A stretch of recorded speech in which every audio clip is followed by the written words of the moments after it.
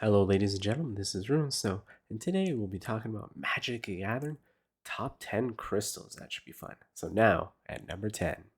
So, starting off with our list is Crystal Rod from various sets, being an uncommon, going with an average price of 15 cents on the market. This one's very basic and very simple. This is why it's at number 10. Cost 1. Bring it out into play and pay 1. Any blue spell cast by any player gives you 1 life.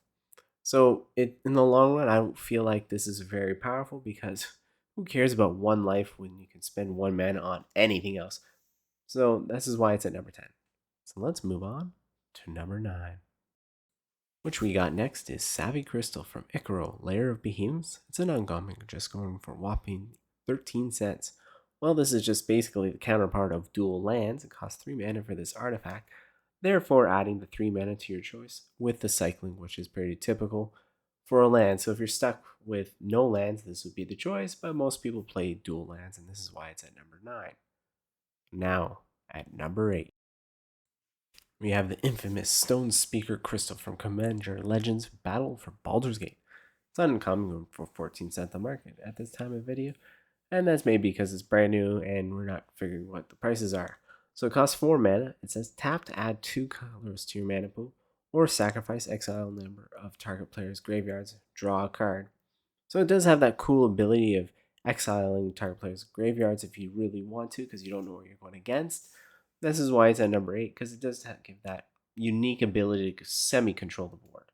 Well, let's move on to number 7. Now we have Crystal Spray from Evasion. It's a rare, just going for 51 cents. Even after all this time, it's worth nothing. But I think it's cool because you have the ability to draw a card. Let's change the text of a target spell or permanent by replacing all instants of one color, word, or basic land type with another until end of turn. Not very effective for 3 mana. Drawing a card, that's why I really like it. I don't care about the other stuff. For 3 mana, that's just not good because you can play even Consider for cheaper. So let's move on to number 6. We got Crystal Shard from various sets, being an uncommon with an average price of 114.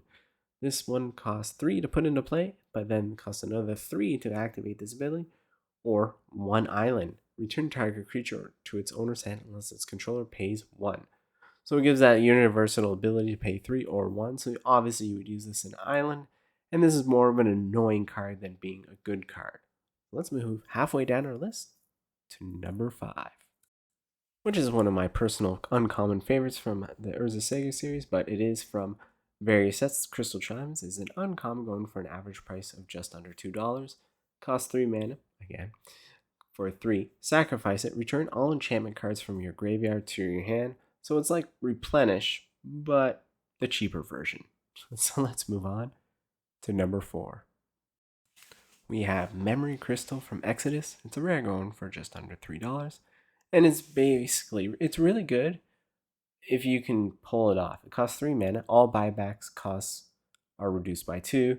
But with buyback costs, you're going back to old school Magic where this card is kind of useless nowadays. Maybe they'll bring it back, who knows? But right now, this is why it's kind of at number 4, is because you can still do a vintage deck and have fun, but it's kind of useless. So let's move on to number 3. We have Crystal Ball from various sets. It's an uncommon, going just for 40 cents at the market at the time of this video.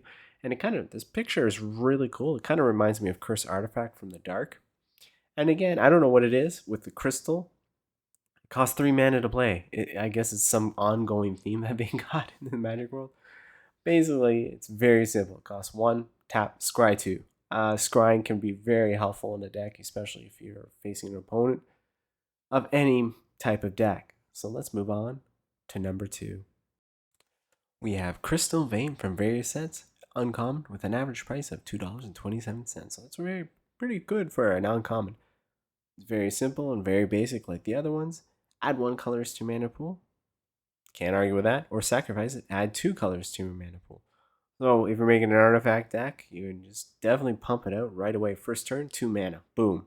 Especially if you have Mem Knights, that can even be more helpful. So let's move on to number 1. And at number 1, as I just said, we got Crystal QUARRY from Odyssey. It's a rare, going for over $10 on the market at the time of this video. And I don't remember anything being good from Odyssey, so this must be one of the top cards that are actually worth something from that set.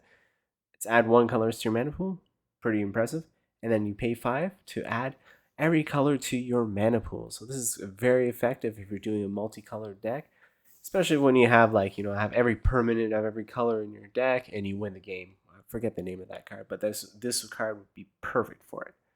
So there is the top 10 of the crystal cards, and I hope you guys have a good day and a good evening.